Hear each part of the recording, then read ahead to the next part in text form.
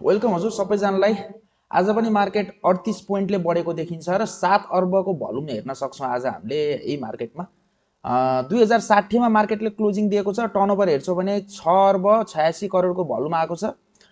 Total number of shares trade लगभग 2 करोड 14 लाखको share चाहिँ ट्रेड भएको छ। अब यो धेरै हेर्नुपर्ने कुरा भएन। टोटल टर्नओभर हेर्छौँ हामीले र ओभरअल मार्केट इन्डेक्स हेर्छौँ। मार्केटमा आज कन्डिसन के कस्तो भयो सुरुमा त्यो कुरादेखि सुरु गरौँ। मार्केट ओपन भयो। ओपन भएदेखि 2025 को हाराहारीमा मार्केट ओपन भयो। त्यसपछि मार्केट एक्कासी बढेर लगभग 2040 को एरियातिर पुग्यो। त्यसपछि माइनर करेक्सन आएर फेरि 2027 सम्म आयो। त्यसपछि मार्केट फेरि बढ्न थाल्यो र यो सुरुवाती चरणमा चाहिँ के देख्न सक्थ्यौँ त हामीले भन्दा फाइनान्स सेक्टरमा एउटा राम्रो इन्गेजमेन्ट देख्न सक्थ्यौँ र मार्केटमा चाहिँ आज कुन सेक्टरले लिड गर्ला त भन्ने कुरा हामीले सुरुमै देखिसकेका थियौँ। तपाईँले ख्याल गर्नुभएको थियो भने फाइनान्स सेक्टरहरू मार्केट ओपन भएदेखि नै लिड गर्ने जस्तो कन्डिसनमा पुगिसकेका थिए र त्यसपछि कोले बाई गर्नुभयो, कस्तो पोजिसन लिनुभयो, फाइनेन्समा पोजिसन लिन सकिने देखिएको थियो र आज सेक्टर रोटेसन भएको पनि हेर्न सक्यौँ हामीले।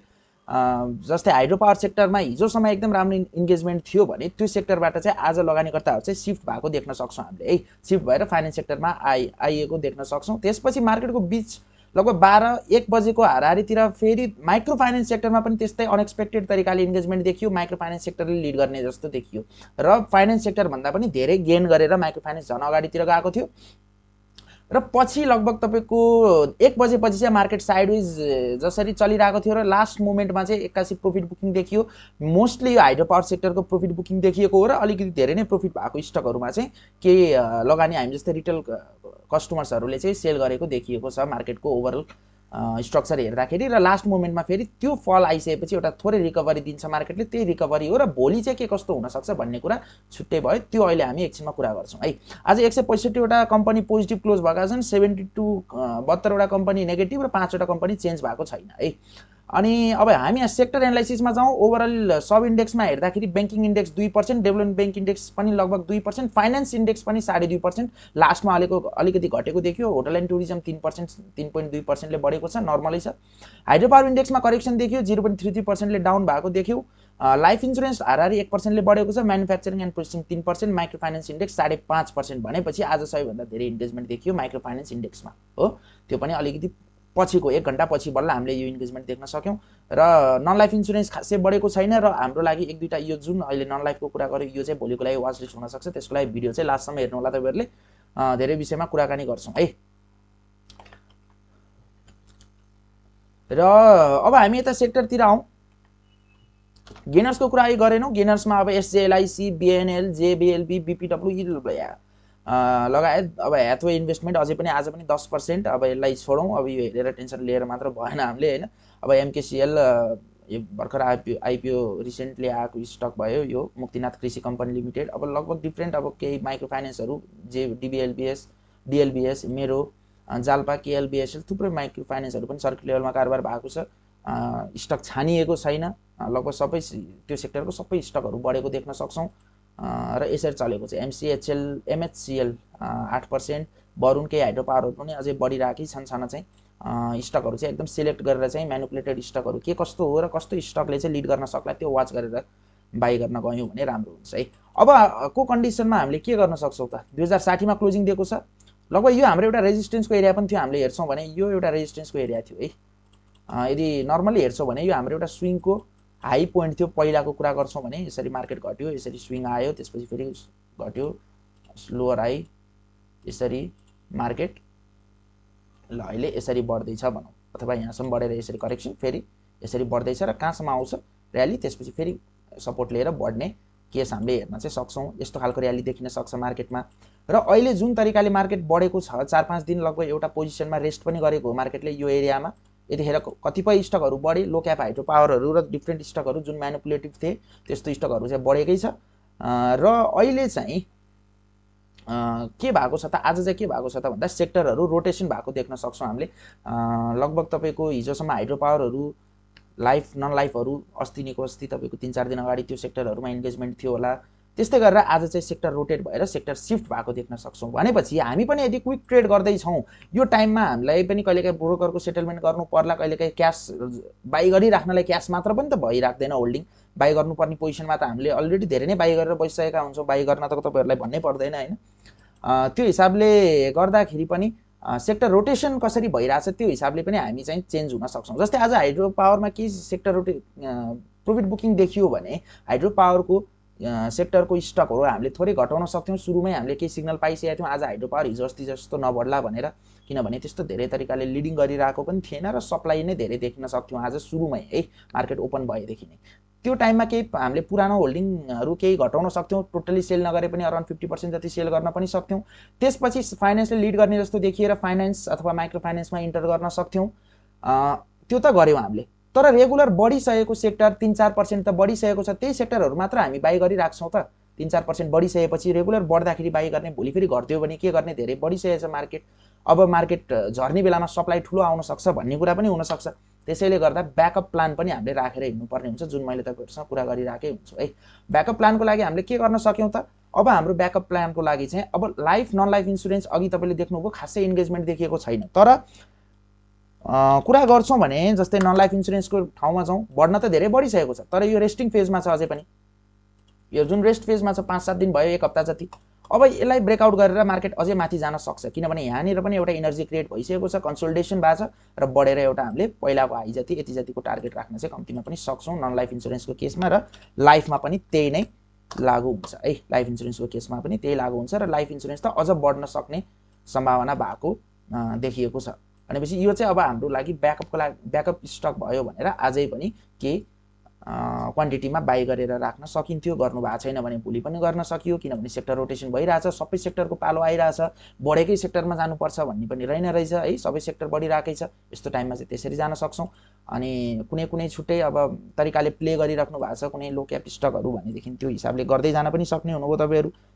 जस्तै अब यही भगवती हाइड्रो पावरमा पनि अब हिजो पनि केही सप्लाई पनि आएको थियो, अब यो पनि म्यानुपुलेटिभ हुने जस्तो स्टक भयो, सिएचएल जस्तो स्टक भयो, यो पनि त्यस्तै खालको छ। आज सप्लाई आएको छ लगभग तपाईँको 255 सम्म सप्लाई आएको रहेछ, क्लोजिङ 264 मा भएको रहेछ, लास्टमा फेरि उठाएछन् हैन।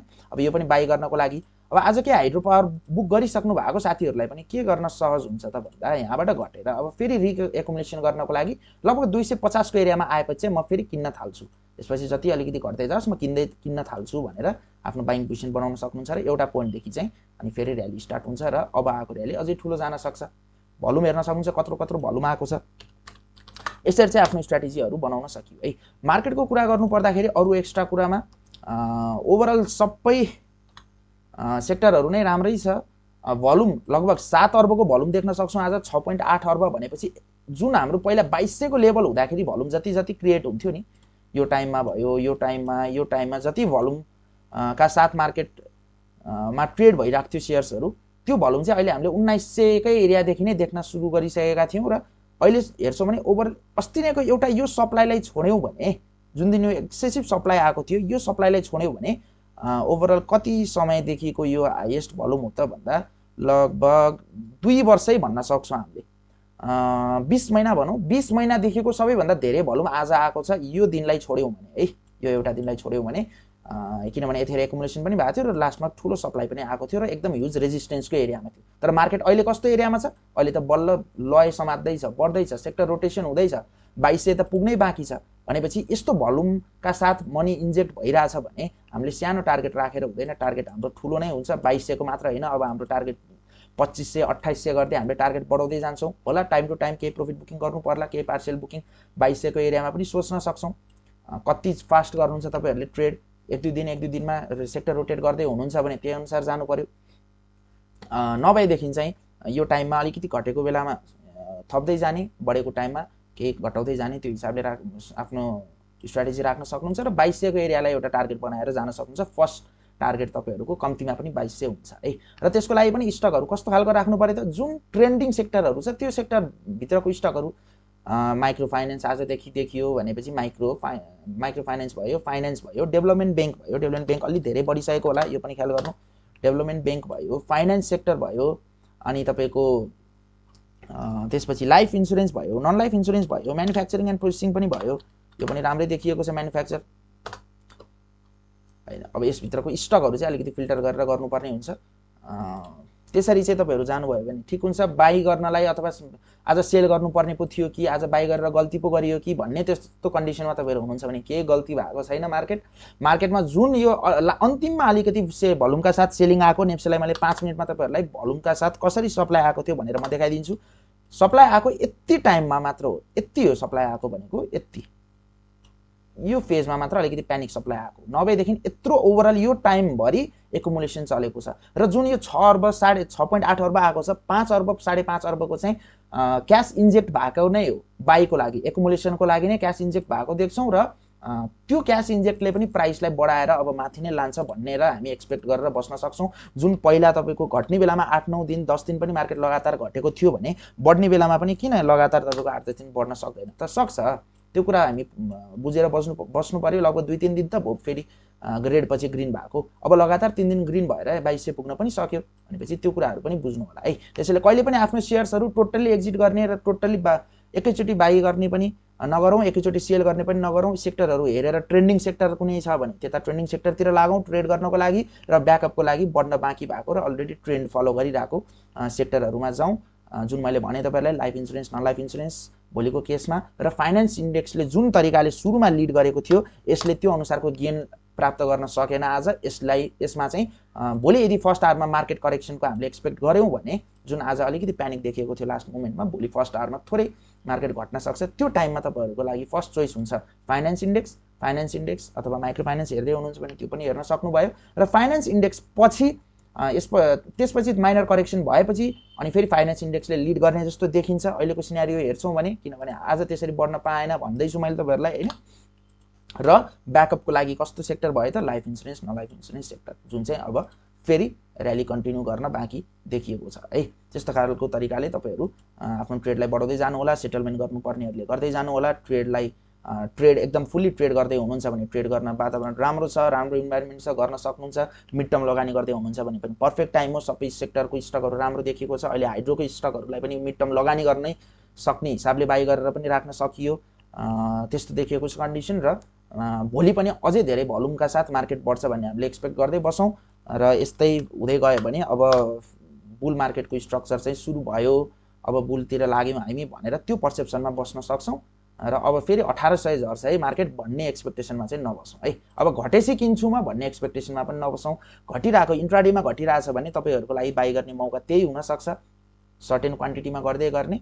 त्यसपछि अझै पछि फेरि घट्यो भनेदेखि बाई गर्नलाई अलिकति क्याश पनि बचाएर राख्नु भएको हुन्छ, किनभने एउटा सर्टेन क्वान्टिटी गरेपछि बढेपछि पनि किन्न सकियो, घट्यो भने पनि किन्न सकियो। त्यो हिसाबले जाउँ र सेक्टर चाहिँ वाइजली चुज गरौँ। अब सेक्टर चाहिँ अब लगातार सबै स्टक बढ्ने भन्दा पनि सेक्टर वाइज अब चाहिँ मार्केटले लिड गर्ने देखिन्छ। आज पनि त्यस्तै देखिएको थियो र केही आज अरु सेक्टरहरुमा माइनर करेक्सन पनि देखियो।